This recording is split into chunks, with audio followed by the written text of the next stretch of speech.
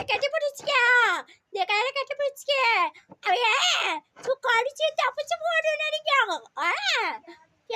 ஏதாவது ஒரு சேரை கட்டி வச்சு வச்சுக்கோங்க அந்த சேரையை கடிச்சு அவுத்துருமா அந்த ஓடி வந்துருமா நான் எங்க போவேன் கட்டி வச்சுட்டு போவேன் இந்த கையில வச்சு கட்டி வச்சு போவேன் அவன் கடிச்சு கடிச்சு எடுத்துட்டு தப்பிச்சு வந்துருமா இப்படி சங்கரை போட்டு வச்சிருந்தா சங்கரை கடிக்க முடியாது மாட்டிக்கிடுவோம் வீட்டுக்குள்ள எடுத்துடுவோம் அவனை சங்கரையில